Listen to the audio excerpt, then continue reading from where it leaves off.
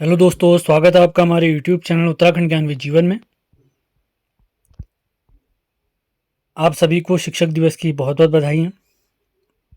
जैसा कि हमने आप लोग को बताया था, अजय रावत जी की सीरीज़ कंप्लीट करने के बाद हम जिला सीरीज़ कंप्लीट कराएंगे। तो जिला सीरीज़ के नोट्स और प्रैक्टिस सेट सीरीज़ भी हम समाप्त करा चुके हैं।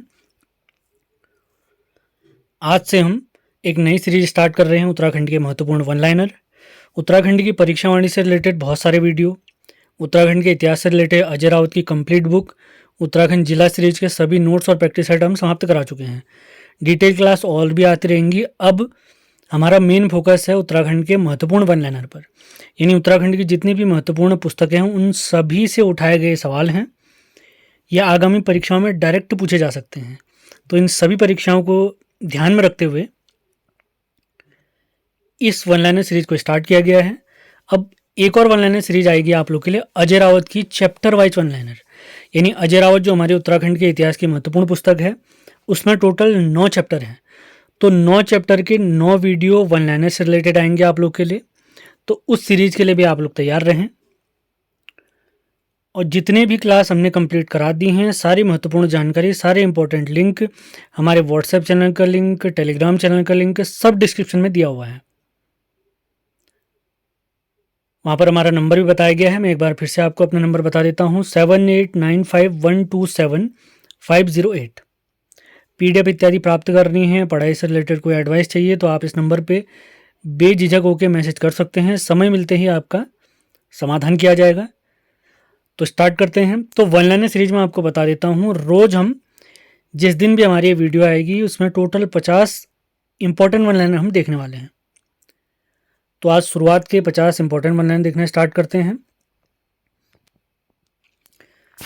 तो पहला सवाल है आज का, पहला वन लाइनर है। ज़्यादा डिटेल बातें नहीं की जाएंगी यहाँ पर, सिर्फ वन लाइनर पर फोकस किया है हमने।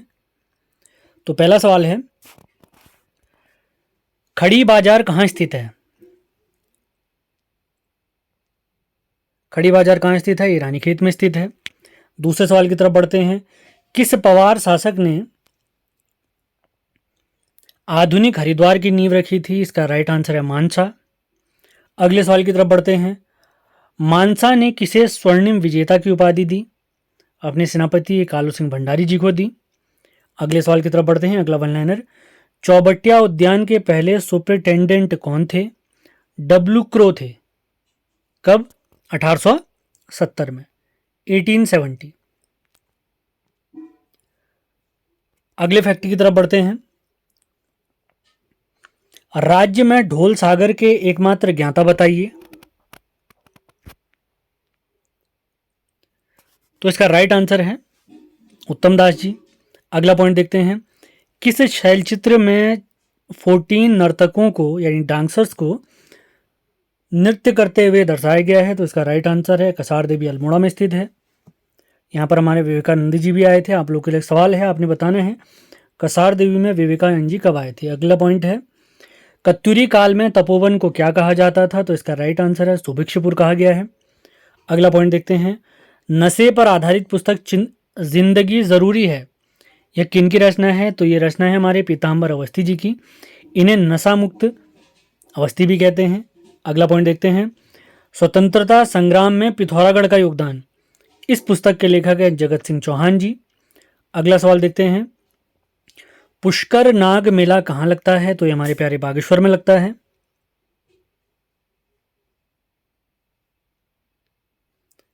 अगला पॉइंट देखते हैं। उत्तराखंड का मनोवैज्ञानिक कवि किन्हें कहा गया है? तो इलाचंद जोशी जी को कहा गया है। अगला पॉइंट, पिथौरागढ़ स्थित जयंती मंदिर को किस अन्य नाम से जाना गया है? तो इसका राइट आंसर है ध्वज मंदिर। अगला पॉइंट देखते हैं। जागेश्वर धाम मंदिरों का निर्माण किस कत्यूरी राजा ने करवाया? राइट आंसर है शालिवाहन देव। सेशन पसंद आ रहे हैं तो लाइक और शेयर जरूर करना है आपने। अगला पॉइंट देखते हैं। किस पर्वत का प्राचीन नाम कालिंदी पर्वत भी है? तो इसका राइट आंसर है बंदरपूंछ पर्वत। इसी कालिंदी पर्वत से या कलिंद पर्वत से हमारी यमुना नदी निकलती है। इसी वजह से यमुना नदी को हम कलिंद जा भी कहते हैं, यानी कलिंद पर्वत की पुत्री। अगला पॉइंट देखते हैं। स्वतंत्रता के समय टिहरी राज्य प्रजामंडल के अध्यक्ष कौन थे? तो राइट आंसर है परिपूर्णानंद पैन्यूली। टिहरी राज्य प्रजामंडल की स्थापना अगर पूछेंगे तो जनवरी 23 1939 देहरादून में इसकी स्थापना हुई है। ये डेट सहित पूछा गया सवाल है तो इसलिए मैंने डेट भी बता दिया आपको। अगले पॉइंट की तरफ बढ़ते हैं। किस कुमाऊं कमिश्नर ने कुली काम में या कुली के काम में जेल के कैदियों को लगाया था? तो इसका राइट आंसर है Henry Ramsay, Kumaon commissioner Ramsay, जिसे रामजी साहब भी कहते हैं। अगला पॉइंट देखते हैं। बद्रीदत्त पांडे, जिन्हें कुमाऊं केसरी कहते हैं, इनकी बाल गंगाधर तिलक जी से पहली बार मुलाकात कब हुई थी? तो इनकी पहली मुलाकात 1905 में बनारस में हुई थी। और इनकी टोटल बद्रीदत्त पांडे जी की कुल 4 बार हमारे तिलक जी से मुलाकात हुई है और इसे बीडी पांडे जी अपनी 4 धाम यात्रा के समान बताते हैं। अगला पॉइंट देखते हैं। गोपेश्वर चमोली में जड़ी बूटी शोध संस्थान की स्थापना 1989 में हुई है। अगले पॉइंट की तरफ बढ़ते हैं। पुस्तक उत्तराखंड कितना सच कितना झूठ, इसके लेखक हैं सुरेंद्र सिंह पांगती, काफ़ी इंपॉर्टेंट है। ये हमारे पिथौरागढ़ के हैं। अगला पॉइंट देखते हैं। आधुनिक रानीखेत के संस्थापक हैं विलियम रेमजे। हेनरी रेमजे होगा, विलियम रेमजे नहीं, हेनरी रेमजे। अगला पॉइंट देखते हैं। गलती से हमने गलत लिख दिया यहाँ पर। अगला पॉइंट देखते हैं। मायावती आश्रम के पास कौन सा मेला लगता है? काफ़ी महत्वपूर्ण, ये हमारे लोहाघाट चंपावत में स्थित है। तो यहाँ पर इसके पास में मेला लगता है मानेश्वर मेला। अगला पॉइंट देखते हैं। मायावती आश्रम में विवेकानंद जी कब पहुंचे? तो राइट आंसर है 3 जनवरी 1901। अगला पॉइंट। शीतला माता मंदिर कहाँ स्थित है? तो इसका राइट आंसर है रानीबाग नैनीताल में। अगला पॉइंट देखते हैं। गढ़वाल का अभिमन्यु किसे कहा जाता है? तो इसका राइट आंसर है श्रीदेव सुमन जी को कहा जाता है। इनका रियल यानी वास्तविक नाम है श्रीदत्त बडोनी। ये वन लाइनर सीरीज आप लोगों को कैसी लग रही है ज़रूर लिख के बताना है आपने। आप लोग के सपोर्ट के बाद ही इसको आगे बढ़ाया जाएगा। अगला पॉइंट देखते हैं। हिमालय नक्षत्र वेधशाला कहाँ स्थित है? तो इसका राइट आंसर है देवप्रयाग में स्थित है। पुरानी वीडियो जो मैंने आपको बताई हैं सारे लिंक डिस्क्रिप्शन में दिए हुए हैं, उनको ज़रूर फॉलो करें आप लोग।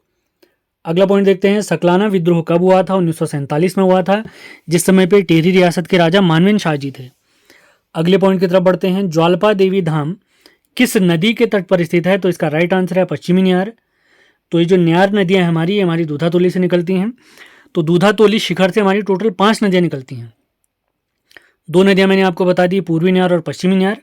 तो बची हुई 3 नदियों का नाम अपने कमेंट बॉक्स में लिखना है। अगले पॉइंट की तरफ बढ़ते हैं। किस अफवाह तंत्र की नदियों को खूनी नदी भी कहा गया है? तो राइट आंसर है पश्चिमी अफवाह तंत्र की नदियों को। अगला पॉइंट देखते हैं। कौन सी नदियों का जल देवताओं को नहीं चढ़ाया जाता है? तो राइट आंसर है नंदाकिनी और काली नदी। अगला पॉइंट देखते हैं। दून स्कूल के संस्थापक सतीश रंजन दास, ये उत्तराखंड में रजिस्टर्ड पहला स्कूल भी है, आपने याद रखना है। अगला पॉइंट देखते हैं। ल्वाली झील किस जनपद में स्थित है? हमारे पौड़ी में स्थित है। अगला पॉइंट देखते हैं। राजकीय डिजाइन केंद्र, ये हमारा काशीपुर में स्थित है, जिसे गोभिषाण भी कहते हैं। अगले पॉइंट की तरफ बढ़ते हैं। कुमाऊं में गोरखाओं का प्रथम सूबा बताइए? तो इसका राइट आंसर है जोगामल शाह। अगला पॉइंट देखते हैं। भूकंप संबंधी फिल्म का नाम बताइए? तो डांडी काठी की गोदमा। अगला पॉइंट देखते हैं। टिहरी बांध का निर्माण किस वर्ष से प्रारंभ हुआ है? 1978 से स्टार्ट हुआ है। अगला महत्वपूर्ण फैक्ट देखते हैं। जैव प्रौद्योगिकी संस्थान कहां पर स्थित है? पंतनगर में स्थित है।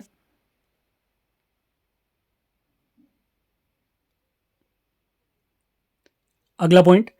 किस हिमालयी क्षेत्र में वर्षा काल में सर्वाधिक वर्षा होती है? तो बाह्य हिमालय में होती है। सबसे कम अगर पूछेंगे तो महान हिमालय या वृहद हिमालय या बड़ा हिमालय में होती है, जिसे ग्रेटर हिमालय भी कहते हैं। अगला पॉइंट देखते हैं। महत्वपूर्ण फैक्ट है ये। समुद्र तल से केदारनाथ मंदिर की ऊंचाई बताइए? तो 3584 मीटर इसका राइट आंसर है। अगला पॉइंट देखते हैं। नंदा देवी राज्यात यात्रा का 10वां पड़ाव बताइए? तो इसका राइट आंसर है नंदकेसरी। ये कांसों गांव से स्टार्ट होती है, होमकुंड तक जाती है यात्रा। 200 किलोमीटर 280 किलोमीटर इसकी लंबाई है कुल यात्रा की, और ये पैदल यात्रा है। अगला देखते हैं। हिमालय का महाकुंभ किसे कहा जाता है? तो इसका राइट आंसर है नंदा देवी राज्यात या नंदा राज्यात। 40 महत्वपूर्ण फैक्ट हमारे समाप्त हो गए हैं। अब अंतिम 10 फैक्ट की तरफ बढ़ते हैं। तो इस वन लाइनर सीरीज में हम रोज 50 महत्वपूर्ण वन लाइनर देखेंगे। तो 41वां पॉइंट देखते हैं आज का। कैलाश मानसरोवर यात्रा कब पुनः स्टार्ट हुई? 1981 में, क्योंकि 1962 में जब भारत चाइना का युद्ध हुआ था तो यह यात्रा बंद हो गई थी। तो 81 में भारत और चाइना की सरकार ने मिलकर इसको फिर से स्टार्ट कराया है। अगला पॉइंट देखते हैं, बालेश्वर मंदिर समूह को किस वर्ष राष्ट्रीय धरोहर घोषित किया गया? महत्वपूर्ण फैक्ट है, 1952 में। अगला पॉइंट देखते हैं, उत्तराखंड की पहली महिला नौसेना लेफ्टिनेंट, इनका नाम है वर्तिका जोशी जी। अगला पॉइंट देखते हैं, राज्य की पहली परिवहन विमान कमांडर, इनका नाम है क्षमता वाजपेयी जी।